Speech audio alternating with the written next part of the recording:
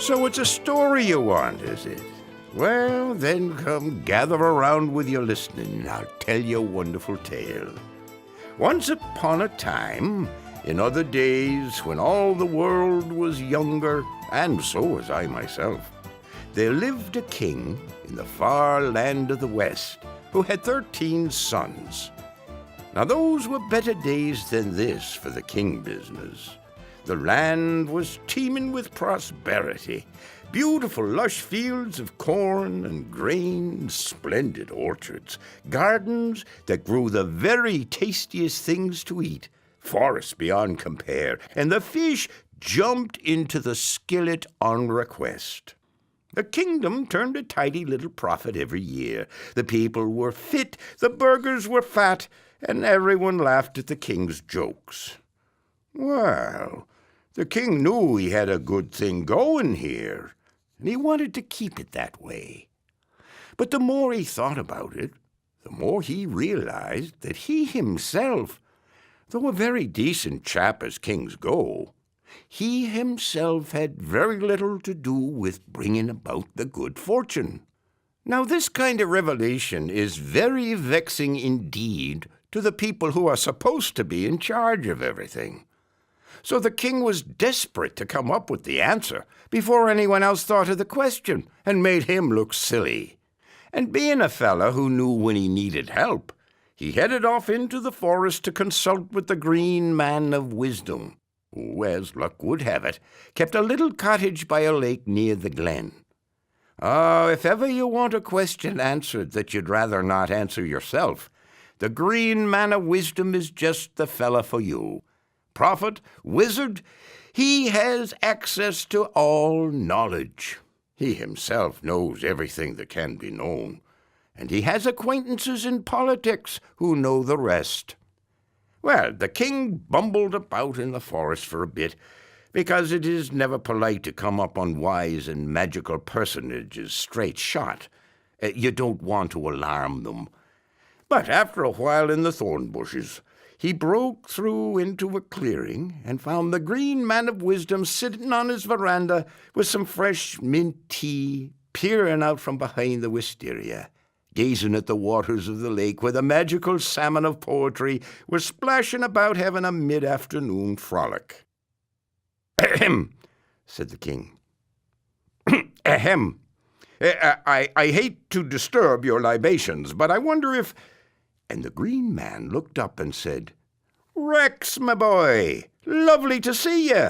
Come right on up out of the sun and sit here beside me. Have some of the fresh mint tea. Why don't you try one of the lovely Jamaican cigars, why don't you? Is there something wrong with the kingdom?" "Well, that's just it," said the king. "Everything is splendid with the kingdom, though I don't know exactly why. And I've come all the way out here through the thorn bushes to ask you what I ought to do to keep it that way." "Ah," said the Green Man. "Ah," said the king. "Ah," said the Green Man. "That is a very serious question indeed. That is a question that calls for consultation. For a question like that, I'd best go consult with the magical salmon. You sit here, enjoy your cigar, help yourself to some more of the mint tea, and I'll get you the answer you need, like it or not." So off went the Green Man to chat with the fish, and after a while he came back to the king. "Well, Rex," said he, "I've got your answer, and it's a good thing you're sitting down. According to the best wisdom currently going, if you would have all go well with yourself and your kingdom, you must give one of your sons to fate." Well, I can tell you right now, before we go an inch further on the spiral, that was not the answer the king was looking for. The king said, "Oh, my, when are the boys?" "That's it," said the Green Man. "I looked in the book, spoke to the head salmon, and even consulted the oracle I got back over there by the barn, and they all say the same thing.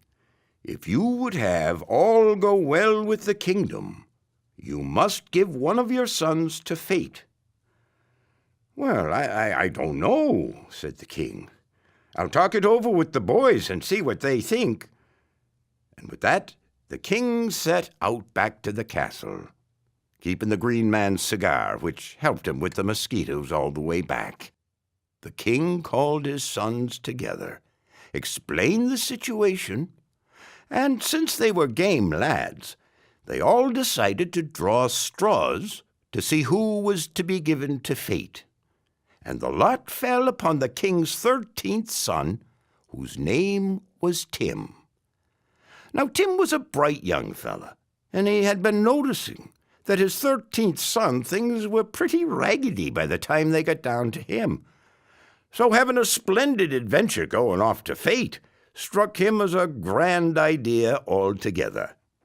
The king, who was greatly relieved to be done with the whole business with a minimum of fuss, gave Tim a horse of fleetness and a sword of sharpness. He embraced him and sent him on his way. Tim rode off filled with a sense of high adventure, and of course, anyone who was anyone in the kingdom turned out to cheer him on his way and wish him well, since they all had a good deal at stake.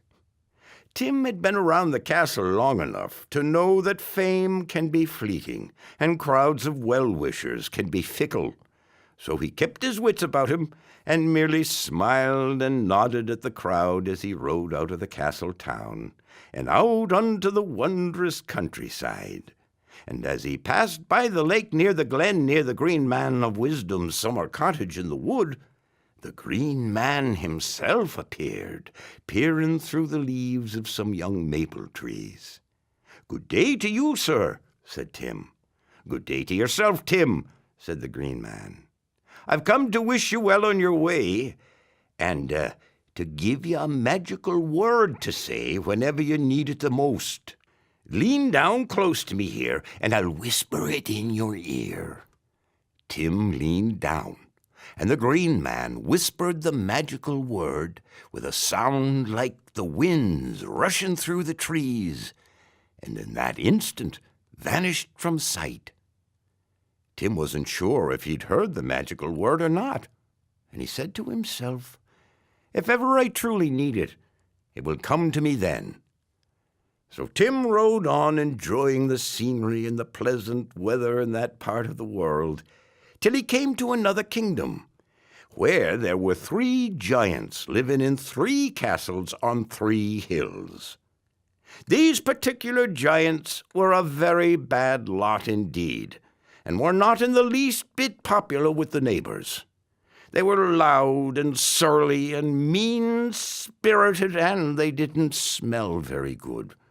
And furthermore, whichever one you were dealing with at the time, he was worse than the other 2 put together. Everyone said so. Well, the first giant happened to look out of his castle window and see Tim riding by, and he decided to make a meal out of him. So he come roaring and bellowing down his hill with the sounds of a blast furnace, and he charged right at Tim. But quick as you please, Tim slew him with his sword of sharpness, and he lay claim to the giant's castle and of a black robe and black horse which he found there. Now when the second giant found out what had happened to the first one, he decided he'd make a meal of Tim to get even, you know. But Tim slew him with the sword of sharpness and took possession of his castle and of a blue robe and a brown horse which he found there. Then the third giant thought he would make a meal of Tim. They never learned nothing, giants. But him also Tim slew with his sword of sharpness and took possession of his castle and of a robe and a pair of boots and a horse which he found there. The horse was red. The robe was of as many colors as there are in the sky from dawn to dusk, all the colors of the rainbow and then some. And the boots, the boots were made of blue glass. Now here's a twist. When Tim had dispatched all the giants and taken possession of the castles and the horses and the robes and the boots, he did a funny thing. He stained his face with wild berry juice so that no one would recognize him, and hired himself out as a cowherd to the king of that country, which, as it happened, lay along the shore of the sea. And in the sea there lived a terrible dragon, the worst you ever heard of, with a mouth big enough to swallow the world, and with 3 razor-sharp sabers coming out of that mouth for teeth. Even as dragons go, this was a hideous creature. And every 7 years, this despicable dragon must have a maiden for his dinner. The maidens of the country drew lots for which of them should become the dragon's dinner, and this year the lot had fallen on the king's daughter. Oh, as you can imagine, the king was going mad with grief. So he sent out heralds far and wide to summon champions from all the countries round, offering his daughter in marriage and a tidy piece of the kingdom to whichever of them would slay the dragon.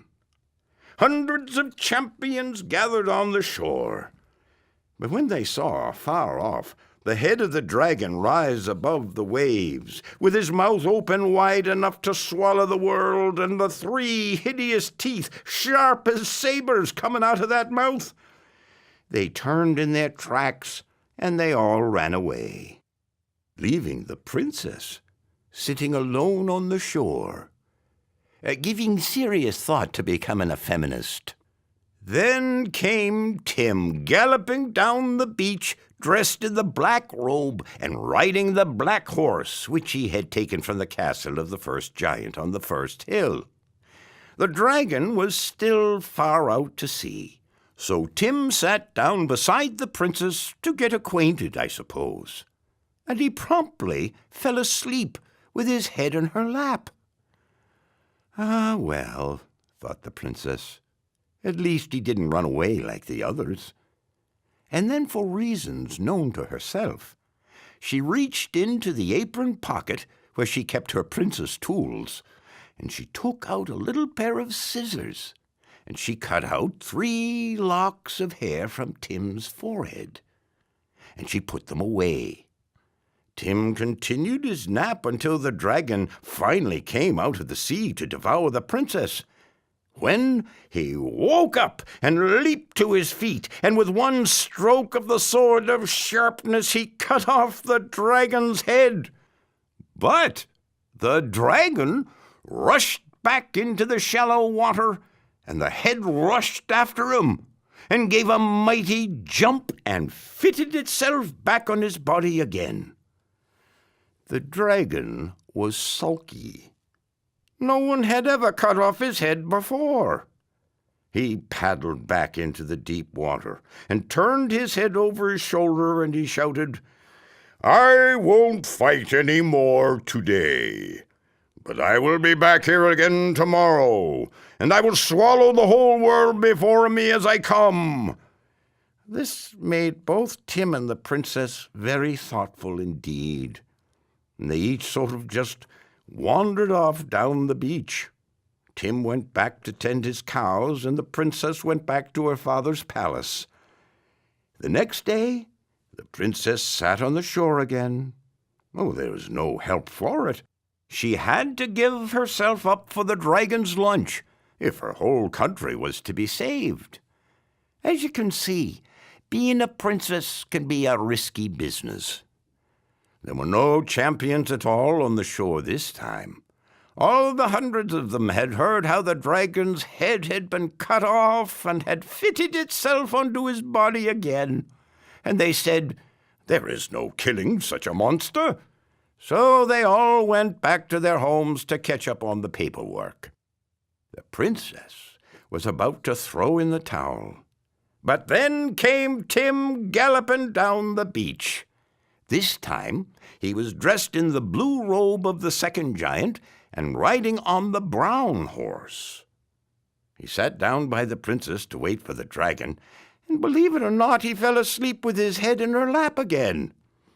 The princess took from her pocket the 3 locks of hair she had cut from Tim's head the day before, and laid them out on his forehead. They matched. "Wonderful," she said to herself, so as not to wake him up. "This is the same hero in a different robe. Oh, may fate give him the victory." Then the dragon's head appeared above the waves far off, and his great horrid mouth was open ready to swallow the world, and the 3 hideous saber-sharp teeth in his mouth were flashing in the sun's rays. "Wake up, my hero," cried the princess. "The dragon is coming." Tim woke and jumped to his feet, and ran into the shallow water to meet the dragon. The dragon reared up his great body all covered with seaweed, brown, dripping, greenish old seaweed. He reared his great body high above Tim, and Tim struck with the sword of sharpness and cut that body clean in 2. 1/2 of the body fell to the right of Tim, and 1/2 fell to the left of him. But from left and from right, the 2 halves rushed and joined themselves together. "Ha, ha, ha, ha, ha, little hero," roared the dragon. "I am not so easy to kill as all that. But I shan't be bothered fighting any more today. So the princess may go home, and you may go do what you do. Tomorrow I will come again, and all the heroes and all the swords on earth won't save her from me." Tim and the princess didn't say a word. The princess went back to the palace, and Tim went back to the cows. But he thought to himself, "What on earth can I do? Must I fight this unkillable dragon every day for the rest of my life?" Well, that evening he went up to the 3rd giant's castle to visit the housekeeper there. She was a grand lady, and very grateful to Tim for clearing out the giants. And of course he was always welcome, for he made nowhere near the mess the 3 giants did. The housekeeper said, "Come in, dear boy, and sit down by the fire." "Why are you so serious, my boy? What are you thinking about?" Tim said, "I am thinking I do not know how to kill the dragon." Well, the housekeeper really did have a soft spot for Tim. Not only had he freed her from the mess and the noise of the giants, but he had given her the castle to live in. So she thought things over for a bit, and then said, "When your dragon comes tomorrow, let your sword of sharpness lie in its scabbard. It's no use against such a dragon as that. Here is something that may help you, though." And she gave Tim a little wizened brown apple, looked just like a little squinched-up mushroom. "Throw this into the dragon's mouth," she said, "and if you know a magic word, say it. Then see what comes of it." The next morning the princess sat on the shore again, and Tim came riding down the beach on the red horse of the 3rd giant. He was wearing the robe that had as many colors in it as has the sky from dawn till dusk, all the colors of the rainbow, and then some. And he had the blue glass boots on his feet. The princess did not need to look at his hair this time. She knew him at once, and she said to herself, "Here is my hero again. Perhaps I shall not feed the dragon again today." This time, when Tim got off his horse, he went straight to the edge of the waves and stood waiting on the shoreline. He saw the dragon's head lifted above the waves afar off, with his great hideous mouth open to swallow the world, and the 3 saber teeth glinting in the sun. The dragon came nearer and nearer, and the sea boiled about him. He came into the shallow water. His huge claws stirred up the sand in brown eddies. "Today she is mine," roared the dragon, and all the trees in the entire country shook with the thunder of his voice. Tim took 13 steps back from the edge of the water, and the dragon lunged after him out of the sea and onto the shore. He opened his huge mouth wide, wider, and the 3 saber teeth clashed and rang with rage. At that very moment, Tim remembered the magical word that the Green Man of Wisdom had whispered in his ear. He cried out loud and clear, "Viriditas!" and tossed the wizen-brown apple into the dragon's huge open mouth.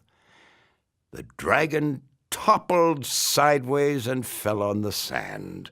His great ugly body flattened out and began to melt, and soon, very soon, there was nothing left of him but a little dirty brown jelly littering the beach, and the small waves coming up the shore soon washed that away. Suddenly, where the dragon had been churning up the waves with murderous rage just moments before, there appeared an exquisitely beautiful mermaid, more beautiful than almost any mortal could ever be. She smiled at the princess and Tim and said in a magical, wondrous voice, "Thank you. Thank you to both of you for setting me free after all these thousands of years. I will never forget your courage. My name is Tiamat, and I will love and protect you for all your days, beyond time itself." Then, with a wave of her elegant hand and another beautiful smile, she dove beneath the waves and swam away. The princess was ecstatic. She jumped up to embrace Tim, but he, to her great surprise, and mine when I first heard it, leaped onto the red horse and galloped away. The princess tried to cling to him, but all she found herself clinging to was one of his blue glass boots. She stood there on the beach, holding the boot, watching Tim gallop out of sight. "That," said the princess, "is the most interesting man I have ever met." And smiling a secret happy smile, she strolled back to the palace, playing catch with the boot and humming a merry tune. And ever so often she treated herself to a dance step or two. When the people heard that the dragon was dead, they danced and feasted and lit bonfires. And all the bells in all the steeples rang and rang the whole day through. The king sent out his heralds far and wide to say that the princess should marry the dragon slayer, and the princess was willing enough, all things considered. But where was the dragon slayer? All the princess had of him was a blue glass boot. By this time, the king was losing patience with the hero trade altogether. What with Tim's disappearance and the shabby behavior of the first lot, deserting the princess to be the dragon's lunch, and turning her into a feminist. It makes kings very nervous to have feminists for daughters. So he ordered every unmarried man in the kingdom to come and try on the boot. "And whomever the boot fits," he said, "that man shall marry my daughter and be my heir, and there's an end to it." So, of course, there came to the palace old men and young men and fat men and thin men and small men and tall men, and all the champions who had fled from the shore on that first morning come hurrying back from their paperwork. And every man in his turn tried on the boot. But the boot would not fit any of them. If the man was big, the boot shrank itself up as small as a toy. If the man was small, the boot swelled itself till none but a giant could have worn it. Some men cursed the boot, and some men shed tears, but rich man and poor man and champion and all, every man jack of 'em went away disappointed. It was a complete and total banjax, and the king was at his wits' end. Fortunately for him, it was the season when the green man of wisdom took his sabbatical by the sea, so the king rushed over and explained the whole situation. "Very interesting," said the green man, with a twinkle in his eye. "I'm glad you think so," said the king, in a bit of a huff. "Tell me, your majesty," said the green man, "do you not have a cowherd?" "Well, yes," said the king. "Of course I have a cowherd." "Send for him, your majesty." Well, the king gave him a look, but he sent his servants to summon the cowherd. But the cowherd could not be found. So the merry old man, covered with greenery, said, "Was there not a hero who rid the country of the 3 giants of the 3 castles and the 3 hills?" "Oh, yes, there was," said the king. "Yes, I believe there was. Why?" "Why? Ah," said the green man, "send for him, your majesty." Well, the king gave him another look, but he sent 20 strong men to summon the hero who had killed the 3 giants. The 20 strong men went to the castle of the first giant and found no one. They went to the castle of the second giant, and again they found no one. So they went to the castle of the third giant, and there they found Tim sitting by the kitchen fire having dinner with the housekeeper. Now, whether Tim loved the princess much, or whether he loved her a little less, is not the issue at question. But what is certain beyond a doubt is that he did not want to go to the palace just then. So he seized the 20 strong men and bound them together in a bundle, and then he went on with his dinner. When his men did not return, the king sent 20 more strong men to summon Tim to the palace. Isn't that the way of it with government work? Well, that was an abject failure. Let's do it again. By the time the second gang of 20 strong men reached the third giant's castle, Tim had finished his dinner and was out in the orchard helping the housekeeper to hive a swarm of bees. "You must drop that work at once and come to the palace," said the captain of the 20 strong men. But Tim, who had little patience for officious bureaucrats, seized these 20 strong men also and bound them in a bundle. He bound one bundle of men to the other bundle of men, and then he went back to the bees. When none of his men come back, the king began to dither. He grew red in the face, and truth to be told, he was almost certifiable. All right, then what should I do now?" said he to the green man of wisdom. "Well, your majesty," said the green man, trying to hide a smile as he plucked some leaves from beneath his ear, "if I were you, which of course I am not, but if I were you, that is to say, I think you'd better go yourself, your majesty." Well, the king was definitely at his wits' end, so the king went. And the princess sat in the palace with a knowing smile on her face and the blue glass boot in her lap, and she waited. The king went to the first castle and found no one. And he went to the second castle, and he found nothing but the stench of recently departed giant, since the housekeeper hadn't gotten around to airing the place out yet, what with the dragon and all. When he came to the third castle, there he found Tim sitting in the parlor playing cribbage with the housekeeper. "Oh, boy," said the king, "you must come to the palace and try on the boot. For every other unmarried man in the kingdom has tried, and it won't fit any of them. And how am I to keep the kingdom together if... But Tim interrupted and said, "I'm sorry for your troubles, Your Majesty, but I don't want to wear any boots. I prefer to go barefoot and feel the good earth beneath my feet. I think that may be the best for all concerned." And he went on playing cribbage with the housekeeper. Well, the king scolded. The king argued. The king pleaded. But Tim would not be moved. So then the king plumped down on his knees and besought Tim with tears in his eyes, and that's not a sight you get to see every day.